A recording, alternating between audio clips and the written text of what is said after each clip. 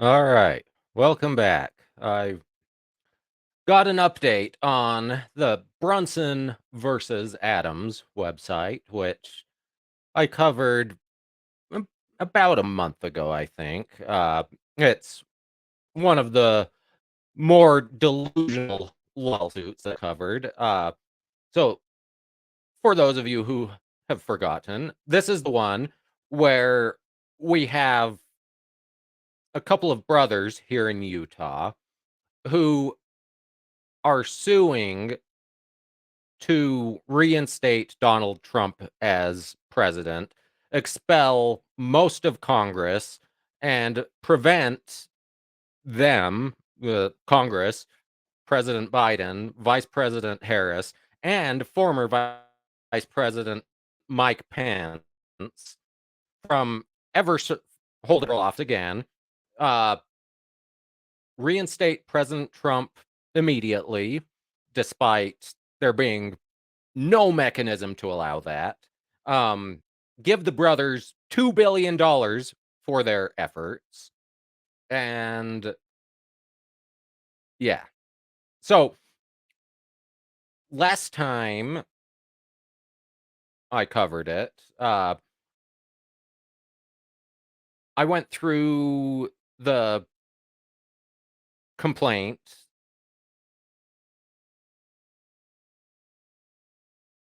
I believe I went through the answer and then went through the dismissal. Uh, so if you recall, they filed this in Utah state court, thinking that a Utah state court judge had the authority to switch presidents, remove congressmen, and not just Utah congressmen, but from pretty much all states. Just pure delusion. But I didn't do the Supreme Court filing. It would have made an awfully long video, and it I didn't see it on Pacer at the time. Or at least not free. So, why am I coming back to it? Well, if you recall, they said, well, on to plan B. And plan B, so plan B is to petition the Supreme Court for a rehearing. Because if you recall, they denied the first petition without even hearing it. They just said, "Yeah, this is nonsense. You're gone." Um, so this is actually, I think, at least as far as I've seen, it's received a little bit more national news than the first time around, uh, which is funny because the headlines see are Supreme Court to consider to reinstate Trump, but these sensationalist headlines are even after, spoiler alert, the Supreme Court has already denied the rehearing without even looking at it again. Um, but I figured, why not? Let's look at both the original petition and the petition for a rehearing. And looking at the Supreme Court docket, I've got to say, I'm disappointed because I there were attempts at an amicus brief by Paul Preston and New California State, which was denied, and by Robert E. Thomas III, which was also denied. And the these briefs were attempted to be filed on the 28th of December and the 30th of December and the 31st of December, um, which was late because they had to be filed. Well, No, I actually don't. I don't fully know the Supreme Court rules, so scratch that. I'm not going to opine on their timeliness. Either way, they were denied. Um, so while you listen to this, I want you guys to think. So the these brothers are obviously politically extreme, and this is by no means a political video. I don't want political commentary. That this is purely about the lawsuit and its futility. But I get sovereign citizen vibes. Maybe not from the filing, but at the end, we'll take a look at the article in the Salt Lake Tribune about this, and we'll just skim it. But there are a few comments from the brothers that really give me sovereign citizen vibes. So I want you to be thinking about that as I'm reading this, and then especially when we look at the article, and give me your opinion in the comments. And like and subscribe while you're doing that. But without further ado, let's take a look first at the petition for the Supreme Court, which was filed in October of 2022. I've read a little bit of this, but most of this is a cold read. So we have Rayland J. Brunson, petitioner, versus Alma S. Adams, who was a member of the House of Representatives. I don't know if he still is, but um, he's just lucky that his name is first alphabetically. So that's why he's the named defendant. On petition for writ of certiorari, writ of cert, to the United States Court of Appeals for the 10th Circuit,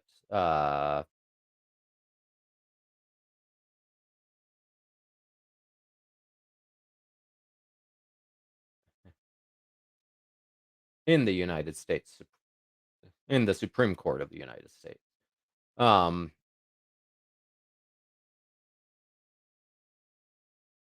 Question presented. A serious conflict exists between decisions rendered from this court and lower appeal courts, along with constitutional provisions and statutes, in deciding whether or not the trial court has jurisdiction to try the merits of this case.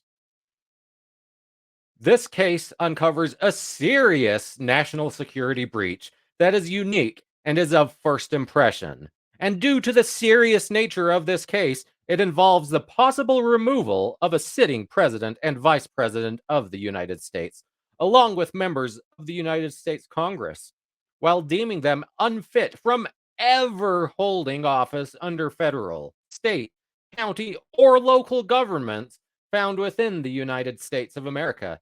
And at the same time, the trial court also has the authority to be validated by this court to authorize the swearing in of the legal and rightful heirs for president and vice president of the United States.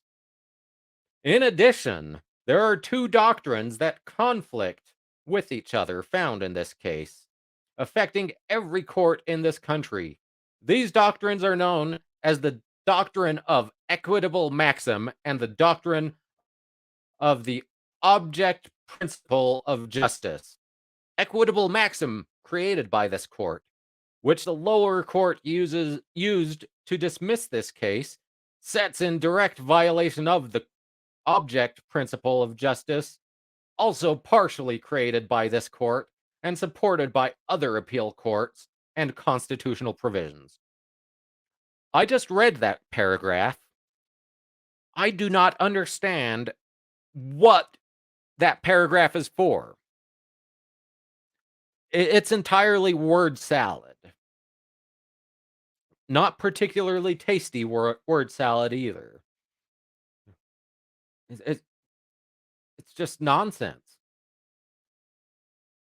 These conflicts call for the supervisory power of this court to resolve these conflicts, which has not, but should be, settled by this court without delay. Parties to the proceeding. Petitioner Rayland J. Brunson is an individual representing himself and is a plaintiff in the trial court. The following 388 respondents are a party to this action as defendants in the trial court. Named persons in their capacities as United States House Representatives: Alma S. Adams and a whole bunch of other people. I'm not going to read the entirety of Congress. But see if you can spot your representative as I scroll through.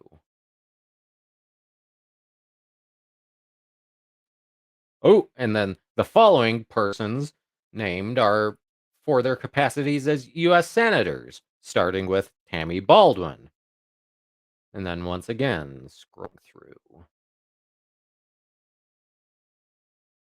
And then Joseph Robinette Biden Jr. in his capacity as President of the United States, Michael Richard Pence in his capacity as former Vice President of the United States, and Kamala Harris in her capacity as Vice President of the United States, and John and Jane Doe's 1 through 100.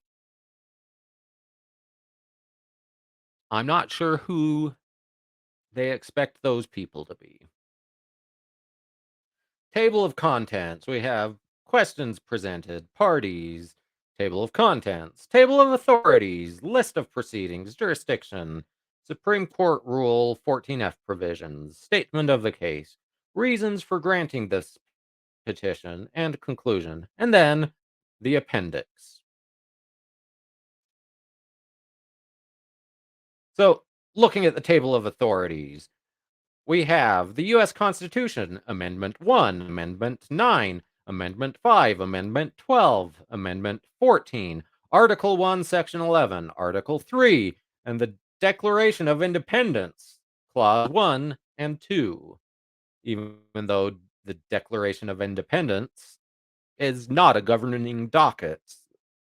And then we have Utah Constitution, Article 1, Section 3, which,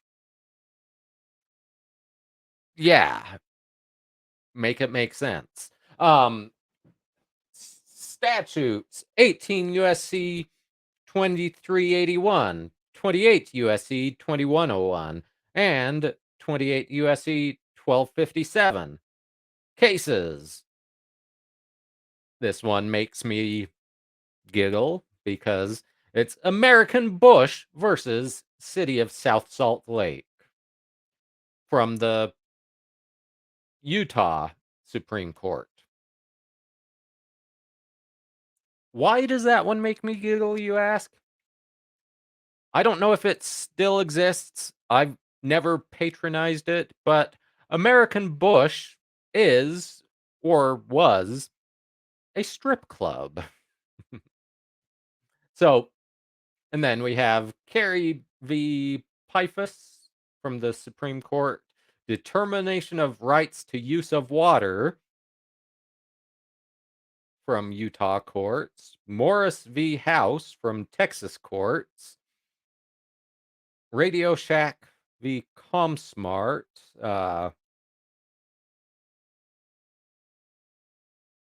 not sure what court that's from, Rector v. City and County of Denver, State v. Ruiz from Utah State Court, and then Federal Rule of Civil Procedure 12b1 and Rule 11 Supreme Court. List of proceedings: Rayland J. Brunson v. Alma Adams from the District Court for the District of Utah, and then same case, U.S. Court of Appeals for the 10th Circuit. Jurisdiction: Jurisdiction is found under 28 U.S.C. 1257A. Final judgments rendered by the highest court of a state may be reviewed by the Supreme Court by writ of certiorari, where any right or privilege is specifically set up or claimed under the statutes of the United States. Now, you may ask, has there been a final judgment rendered by the highest court of a state? No. So, why? Just, I mean, I'm not going to look for it, but I there's going to be there's going to be probably 1257B or 1256. I don't know. I've never gone to the Supreme Court, so I don't know. I've never looked it up, but it's going to be there. There's going to be something saying you can appeal to the Supreme Court by writ of cert if you've been denied, if upon judgment or upon denial, upon whatever, by a circuit court of appeals. Because that's what we have here. But they're going, because yes, if you're in state court and you take it to the state Supreme Court or whatever it's called in that state, it says the highest court of a state. Most states, it is the Supreme Court. Then you can petition the Supreme Court to hear it if it's for a right or privilege claimed under the statutes of the United States.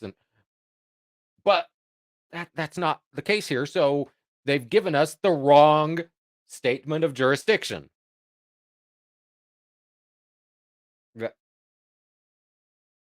That's just an indication of how out of their depth these guys are.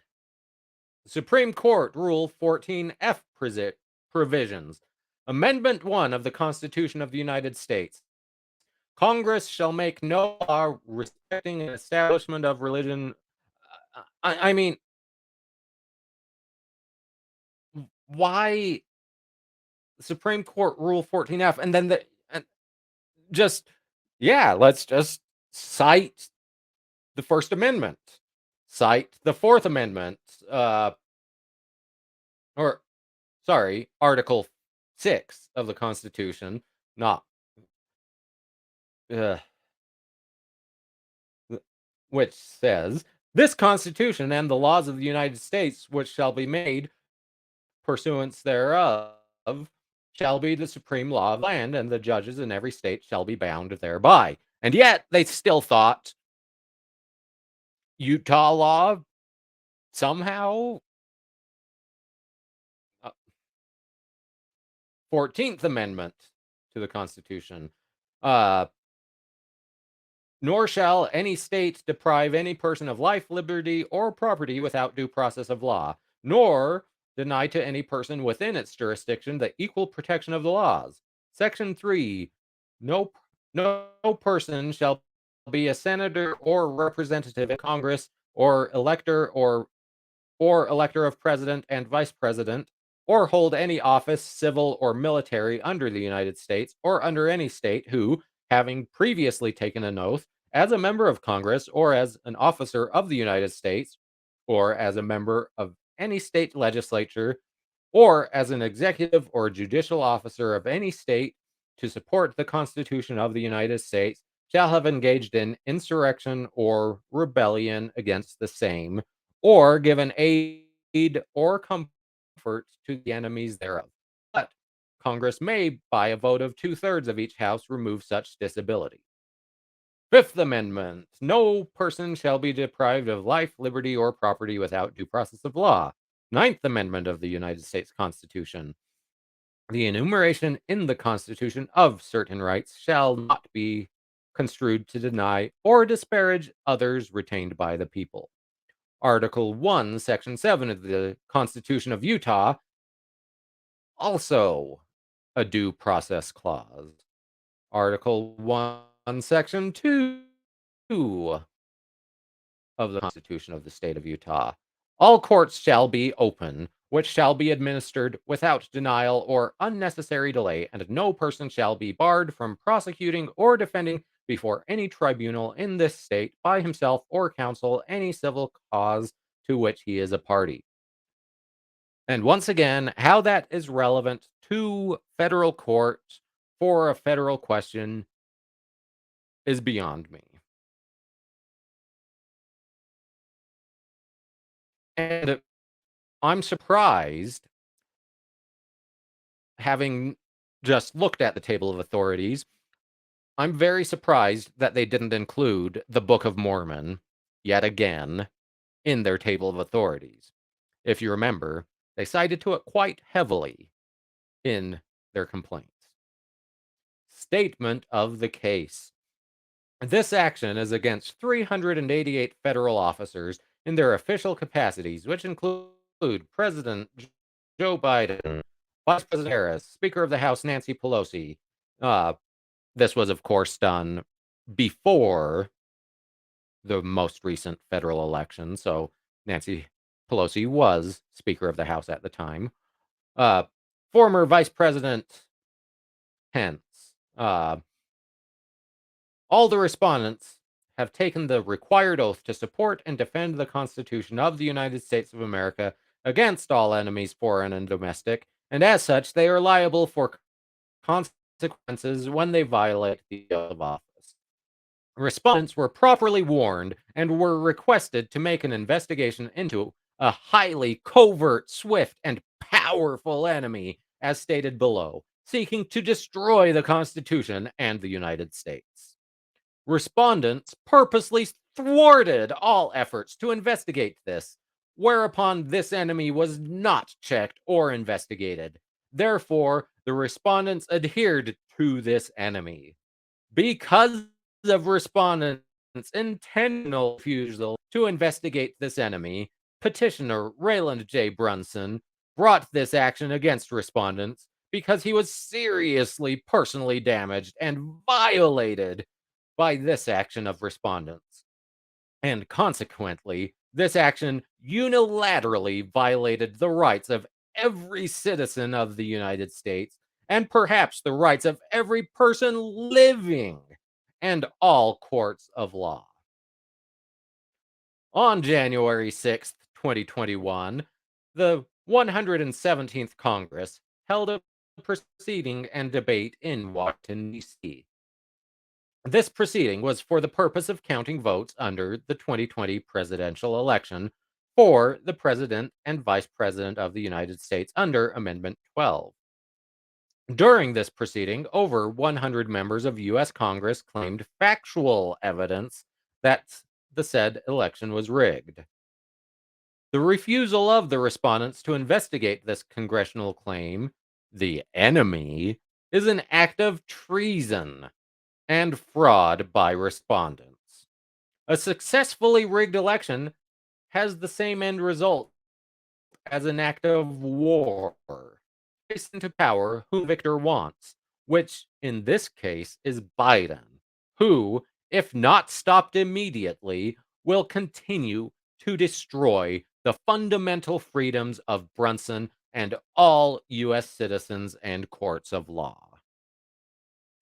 Due to the fact that this case represents a national security breach on an unprecedented level, like never before seen, seriously damaging and violating Brunson, and coincidentally affects every citizen of the USA and courts of law. Therefore, Brunson moves this court to grant this petition, or, in the alternative, without continuing further, order the trial court to grant Brunson's complaint in its fullest. Brunson's complaint is the mechanism that can immediately remove the respondents from office without leaving this country vulnerable without a president and vice president.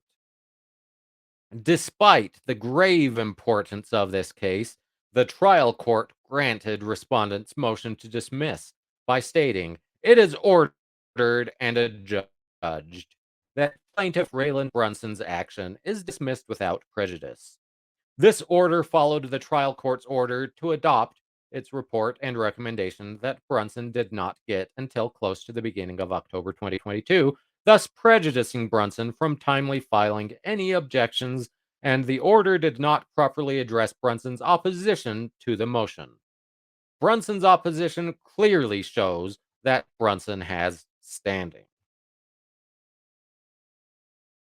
No. No.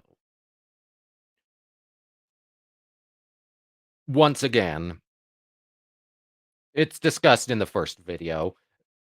It it was dismissed because Brunson couldn't show how he had particular standing, that he was damaged as opposed to, and you know,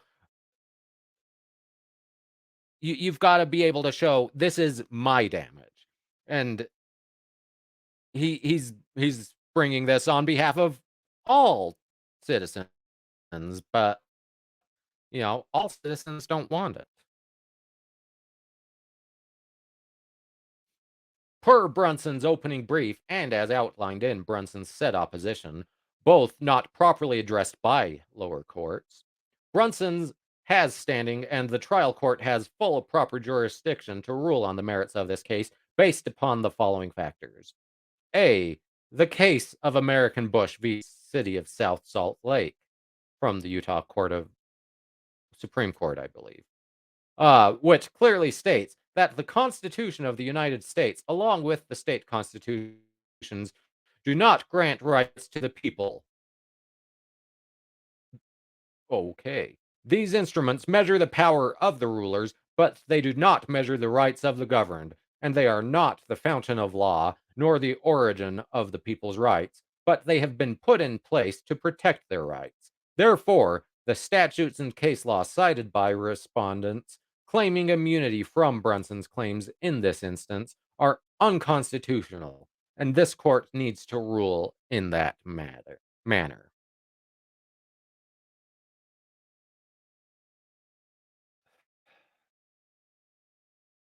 B. The enumeration in the Constitution of certain rights shall not be construed to deny or disparage others retained by the people. That's the Ninth Amendment. Therefore, the purpose of the Constitution was written to protect our self evident rights. The Constitution cannot be construed by any means, by any legislative, judicial, or executive bodies, by any court of law, to deny or disparage our rights. This is the supreme law of the land. This Constitution and the laws of the United States, which shall be made pursuance thereof, shall be the supreme law of the land, and the judges in every state shall be bound thereby. Article 6 of the United States Constitution. And yet, he's trying to assert some right that doesn't exist. First he tries to get a state court to overthrow a president. Then he tries to get the federal court to overthrow the president. But that's just not something in the Constitution. Impeachment is the prescribed method in the Constitution. That is solely available to Congress. So you can't go to a court and say, "Hey, make Congress do this thing that only Congress has the right to do." That's what's unconstitutional. That clearly violates the separation of powers. Also, as was discussed in the answer, Congress had the duty to count the Electoral College votes. Congress could have potentially investigated these claims of fraud. The majority of Congress, the vast majority, didn't believe. They didn't believe they even needed to investigate. That is Congress's prerogative. It's not a judge's place. They do not have the authority to tell Congress how to run Congress. Once again, that's a violation of the separation of powers. Why have three branches of government if you can just have a judge say, nah?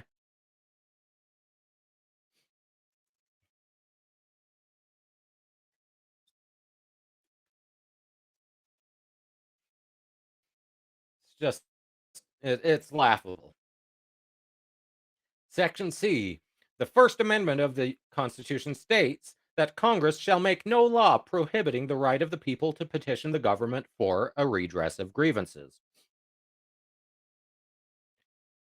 Have they, though?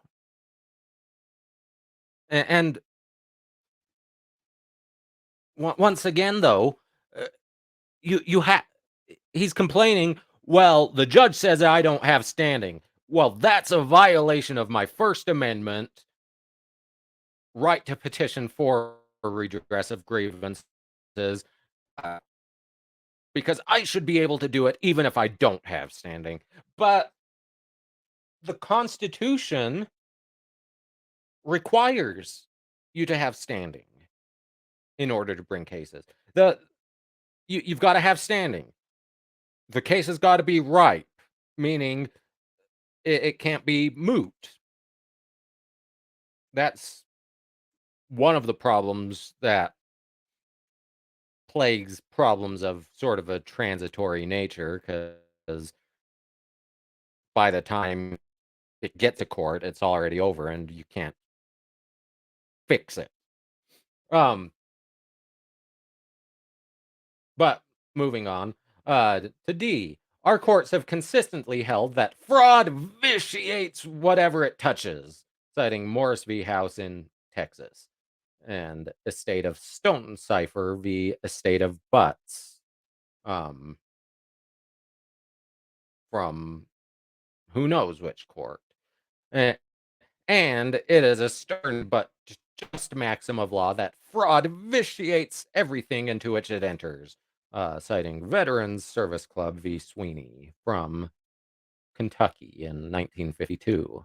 But I, frankly, I'm sick of hearing this. Fraud vitiates everything. Fraud vitiates everything. It's claims of fraud vitiate nothing. That's all that needs to be said. But vitiate, to impair or make void, to destroy or annul, either completely or partially, the force and effect of an act or instrument, citing West's Encyclopedia of American Law, edition 2. Maybe he's not a sovereign citizen. You would have expected him to cite Black's Law Dictionary, 2nd edition.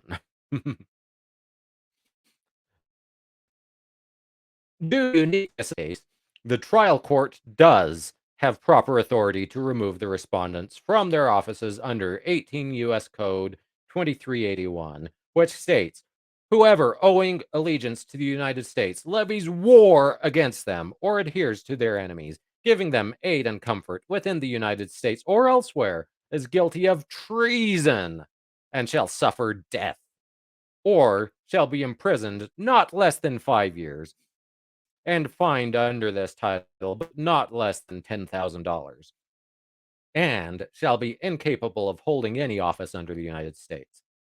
A court adjudicating that the respondents who have taken the oath of office to be incapable of holding their offices or who have adhered to a domestic enemy means nothing without such removal of office.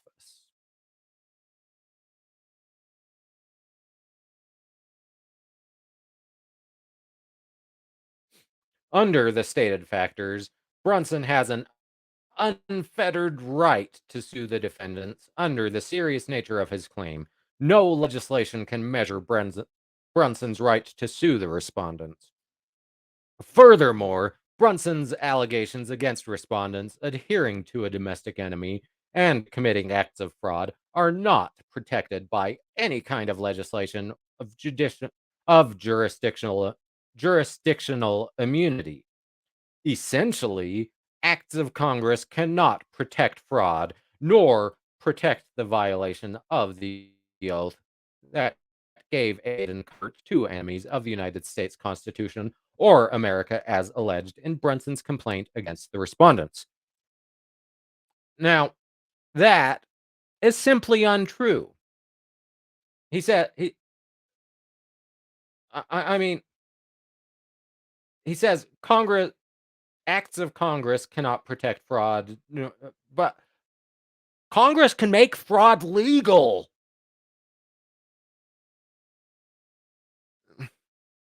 They can make it legal.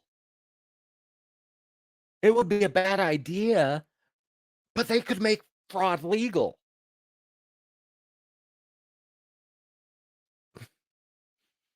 The fraud is not unconstitutional. It's they can make it legal. At least at the federal level. The states at the state level can make fraud legal.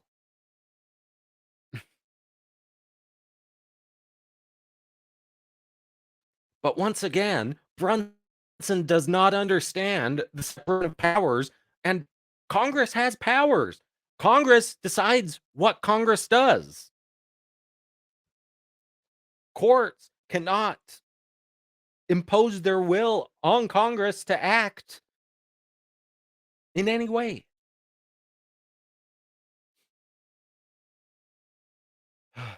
But apparently, these are facts that cannot be overcome. Therefore, Brunson found no need to include in this petition a copy of respondents' opposition to Brunson's opening brief or any of their arguments.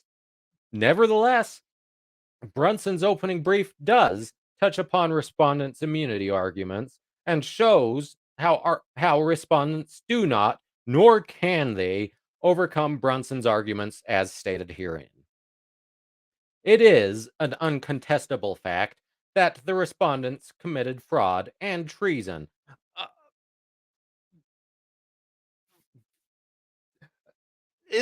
it's not an uncontestable fact. Uh, there's saying it's not proof.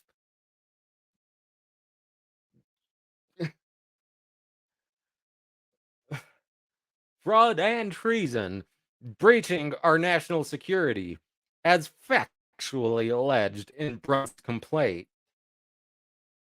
Except that they don't have to take. Oh,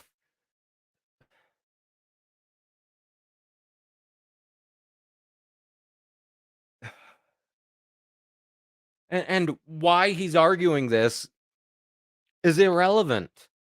It was dismissed for lack of standing, lack of jurisdiction. It wasn't dismissed on the merits of fraud. So why are you even arguing fraud?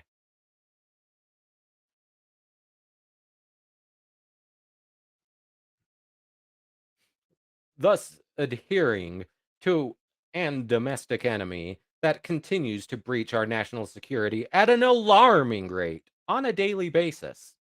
This national security breach is having the same end result as an act of war to place into power whom the respondents want, which is Biden.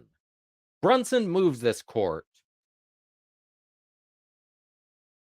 with its powers to order the trial court of this case to immediately grant to Brunson the damages he seeks in his complaint. This is necessary to immediately secure our national security without any further delay. Turning now to the doctrine of equitable maxim.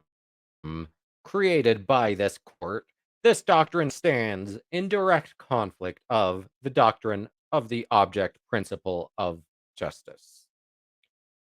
The doctrine of the object principle of justice is couched by the supreme law of the land and sets in motion to provide our court system to be the most just, limited, highly effective, and easy to understand, and infuses our court system to be the most highly respected and dearly admired court system greater than the world has ever seen.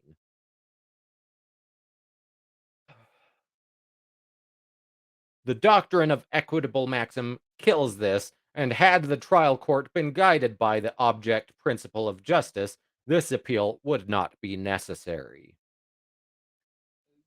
Once again, this is still word salad that it's just complete nonsense. In addition, the doctrine of the object principle of justice stops the precarious nature of our courts. Their jobs would be much easier with less stress, and parties in court would have a strong sense on how the court is going to rule, thus promoting settlements to high degree. And as such, lawsuits and appeals would be greatly reduced. This is an absolute fact.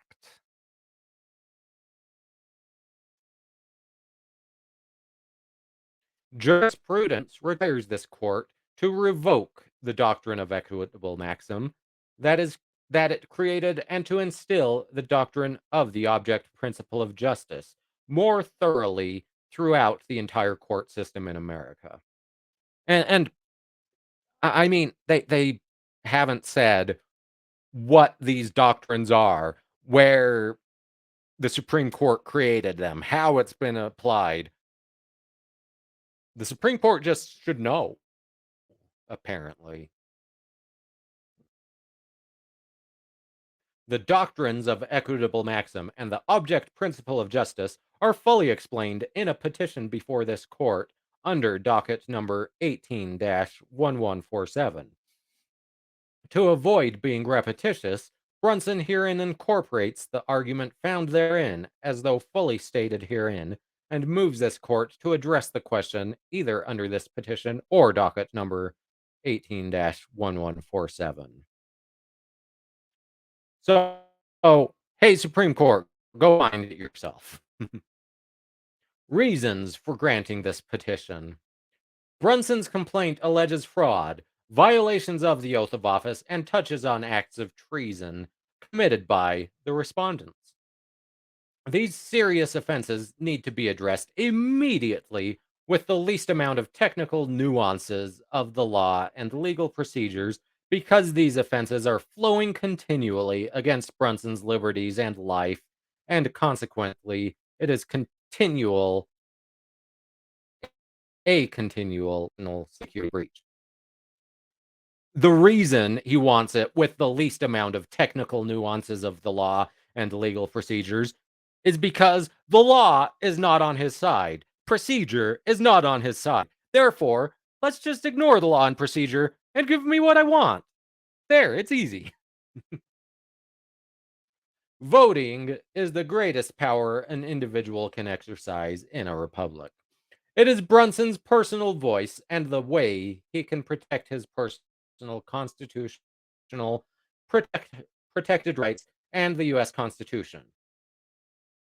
When the allegations of a rigged election came forward, the respondents had a duty under law to investigate it or be removed from office, says Brunson.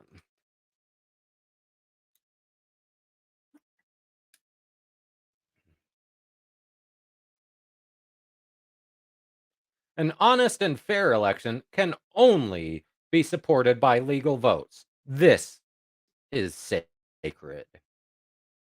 It is the basis of our U.S. Republican form of government, protected by the U.S. Constitution. The efforts made, as stated in the complaint, that avoided an investigation of how Biden won the election is an act of treason and an act of levying war against the U.S. Constitution, which violated Brunson's unfettered right to vote in an honest and fair election, and as such, it wrongfully invalidated his vote. As a national security interest, Brunson moves this court to be swift.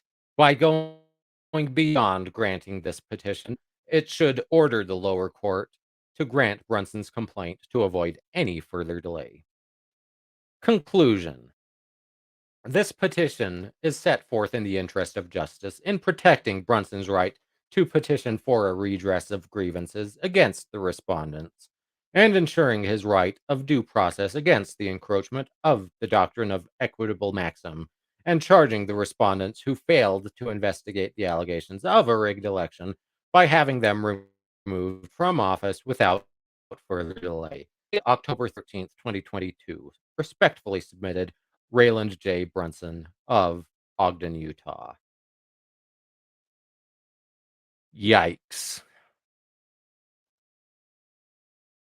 And then jumping over, we have the petition to reconsider the rejection by the Supreme Court. This is the pretty please motion.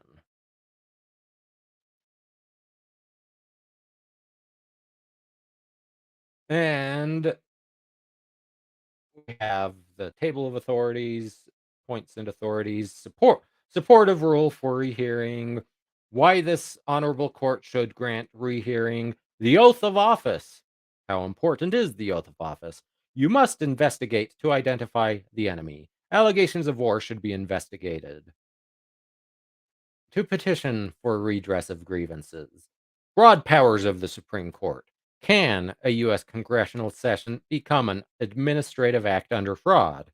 The doctrine of equitable maxim. Oh, so he's actually going to maybe explain what this doctrine equitable maxim is this time. Yikes. And our table of authorities. This time, we only have the 12th Amendment and Article 6, Clause 3 from the Constitution, 18 U.S. 2381, U.S. v. Burr,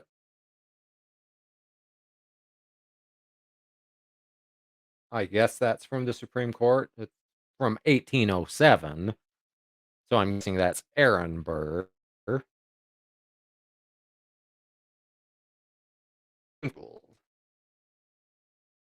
All right, points and authorities and arguments. Supportive rule for rehearing. Rehearing of the denial of cert is appropriate in situations involving intervening circumstances of substantial or controlling effect or other substantial grounds not previously presented. Supreme Court Rule 44.2. Because this is such a case, petitioner moves this honorable court to grant this petition for a rehearing. We don't know why this is such a case, but intervening circumstances, that would be new information. New. It, it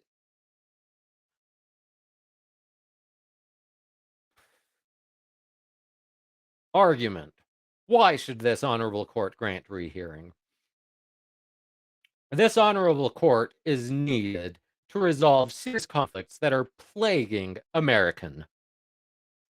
This case represents a very powerful domestic covert operation that is so benign that it cannot be seen on how it has breached our national security and how it is affecting the national security of both Canada and Mexico, and how it has circulated fears that we might soon see the destruction of property along with a large volume of bloodshed in our own streets, all stemming from the fact that our courts have not declared that the oath of penalties. The oath of office. How is the oath of office? The U.S. Constitution, under Article 6, Clause 3, states that the oath shall be bound by oath or affirmation. If there is no penalty for violating the oath, then it is not binding. How can Congress take an oath to uphold the Constitution then pass laws that allow Congress to be immune from suit for intentionally violating the Constitution, up to and including treason.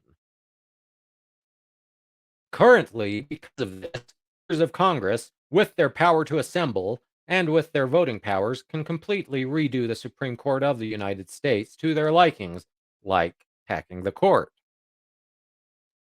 Kind of takes the executive to do that as well.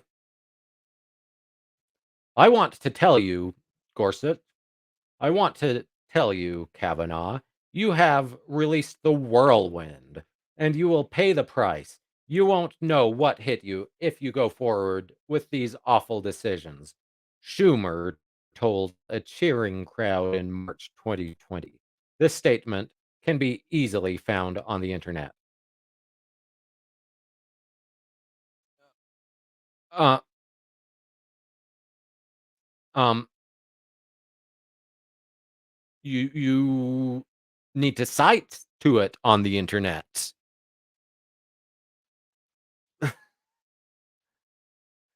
18 US 2381 states that whoever owing such allegiance violates this allegiance shall be incapable of holding office. What we see is that whoever violates this allegiance can still hold office, even though they are incapable of holding this office. Isn't this a serious conflict? I mean, this would take prosecution by the Department of Justice in order for 18 USC 2381 to have any effect on anyone. That's treason is not a private cause of action. It's a federal criminal statute for federal law enforcement to prosecute.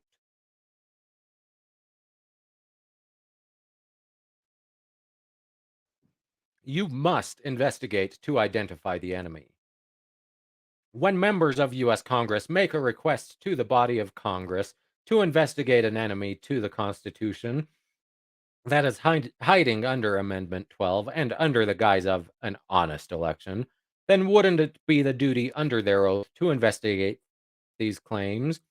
How can you know if an enemy exists if you don't investigate? Allegations of war should be investigated. Allegations that claim the election is rigged should be investigated. If one of the purposes of war is to put into power its victor, and since a rigged election accomplishes the same thing, which is to put into power its victor, then isn't a rigged election an act of war? This honorable court has already ruled that one need not pick up arms in order to levy war in US v. Burr. And how? What under what circumstances? What are the facts of that case? The oath of office requires that aid and comfort cannot be given to those levying war through a rigged election. A presidential rigged election is a threat to the Constitution. Therefore, when members of Congress become aware of such allegations, an investigation into these allegations is required or they become in violation of their oath of office. But I can make the allegation, hey, aliens from Omicron Persei 8 installed Donald Trump as president. Therefore, he's ineligible to ever hold office. That doesn't need investigation. I made the allegation just now. It doesn't require investigation because it's dumb.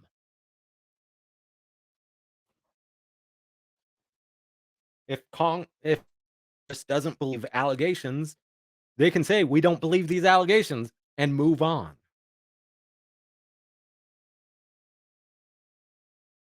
If a person who takes the oath of office owes allegiance to the United States, and if under 18 U.S. 2381 it states that whoever owing such allegiance violates this allegiance shall be incapable of holding office, then wouldn't it be fitting that they shall be removed from office as well? I really don't like how he's asking questions here. Make an assertion. Obviously, the United States requires the necessary steps to defend the Constitution of the United States against all enemies, foreign and domestic. Isn't it proper and fitting that any interpretation of the Constitution that is used to give aid and comfort to such an enemy is nullified? Another question. During the 117 session of Congress, a request was made to investigate the allegations that the 2020 presidential election was rigged. How can Congress use Amendment 12 as an excuse to vote against investigate these allegations? Another question. To petition for redress of grievances. The complaint of this case seeks redress of grievances against the respondents. Nowhere is it written that Brunson cannot do this under the First Amendment and bring his action on either in state or federal courts. The right to seek redress of grievances is protected. And you sought such redress of your grievances. That doesn't mean they have to be granted. Powers of the Supreme Court. The Supreme Court holds all the same powers of lower courts and is the Supreme Court in the land. Pursuant to Supreme Court Rule 17, this court has original jurisdiction. Therefore, under the unique circumstances of this case, can't this honorable court fully adjudicate this case?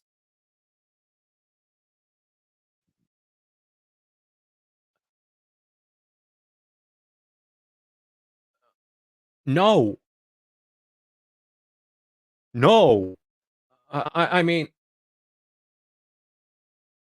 I'm assuming he's saying this court, as in the Supreme Court, has original jurisdiction, which it doesn't. The Supreme Court has original jurisdiction in very few cases. Generally, it's if the state of Utah sues the state of Texas, the Supreme Court has original jurisdiction there. When a case like this one comes under a petition for writ of cert, claiming that there exists a serious national security breach, and that this breach is an act of war, and that it requires an act on an emergency level to repair this breach immediately, to stop this war, and that those perpetrators of this breach are the respondents, doesn't this court have the power to adjudicate these serious claims and to immediately end the conflict and fix the national security breach? Another question. We, the people, have declared the the Constitution was established to secure the blessings of liberty and have joined with Brunson on a large scale with their souls and prayers that this court will grant this petition. Google Rayland Brunson or Brunson case and see how much this case brings hope across the globe. Facebook, YouTube, and Twitter and other social giant platforms worked vigorously to keep this case from becoming popular. Okay. Can U.S. congressional session become an administrative act under fraud? On page on on page 58 of Brunson's writ, under the heading Subject Matter Jurisdiction, and with the support of the proper legalese, Brunson points out with the proper legalese that fraud vitiates everything it touches, and that the purpose of the 117 session of Congress was to count the votes under the 12th Amendment, but because they refused to investigate the allegations that the election was rigged, which is an act of fraud, question mark, and being the 12th Amendment cannot protect fraud, therefore didn't the said session of Congress turn into an administrative function, making them all liable for suit without the protection of any kind of judicial, jurisdictional, or any kind of immunity, question mark. The doctrine of equitable maxim. Ooh, here we go, maybe. The doctrine of equitable maxim kills the doctrine of the object principle of justice. Under case number 18-1147, states that equitable maxim seriously conflicts with the object principle of justice and provides all the legalese in support of this statement. Both doctrines influenced or created by this honorable court. Should this court decide to overturn equitable maxim and in favor of the object principle of justice, obviously it would do this because it believes in so doing our courts would no longer be so precarious. Trial cases would be much easier with less stress to judge. Settlements would grow much higher, less lawsuits would be filed, appeals would be greatly reduced, and our court system would be the most just and highly respected and dearly admired court system more than ever before. Apparently, he wasn't going to further explain. Conclusion. Due to the serious nature of this case, a breach of national security arising from an act of war, as described above, petitioner moves this honorable court without delay to single-handedly exercise its powers to correct this breach and bring peace and hope back to this land by granting this petition in its fullest request. Dated January 18th, 2023, respectfully submitted by Raylan J. Brunson, petitioner in pro se from Ogden, Utah. Yikes. Yikes. And I promised at the beginning we'd take a look. This is from the Salt Lake Tribune. Supreme Court again rejects Utah brothers' efforts to reinstate Donald Trump as president. So I'm not going to read the whole thing, but apparently they got a post from Donald Trump on Truth Social. He didn't give any commentary on it. He just posted the link about it. So Brunson on Facebook, after the petition was denied, said, second petition denied. Moving on to Plan C. I will say more about that within the next few days. We have been working long and hard on these strategies, and there are more to come. We understand this to be a possible, long but worthy goal. The result is that everyone in this nation will have the peace of mind that comes from knowing that the candidate of their choice will be bound by their oath to protect the rights and freedom of the people they represent. God bless you all, even the ones who are about to post comments and thoughts that are not quite in harmony with what this cause is all about. So, moving on to Plan C, I said the second petition was the pretty please petition. Is Plan C the pretty please with cherries on top?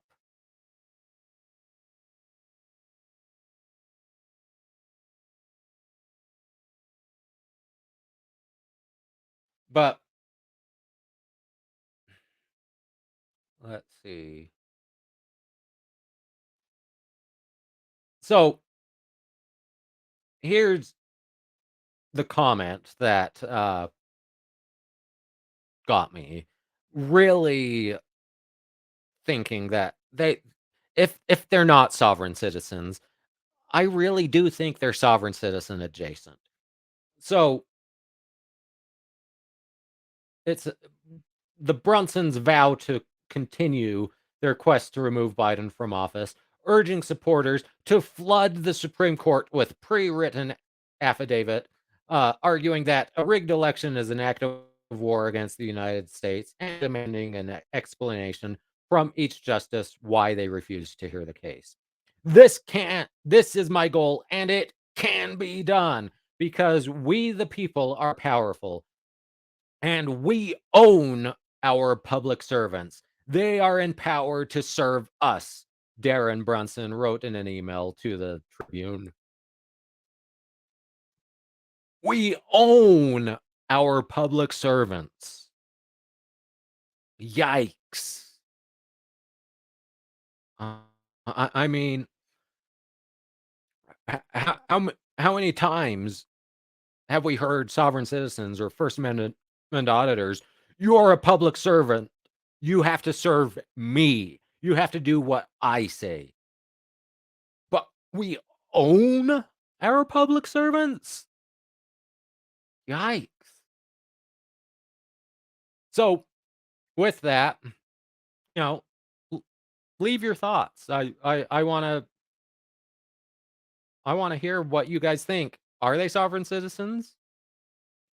How close do you think they are? And like I said, comment, share, subscribe, do all that, the fun YouTubey stuff while you're commenting. And with that, thanks for joining me. I will see you guys again soon. Bye.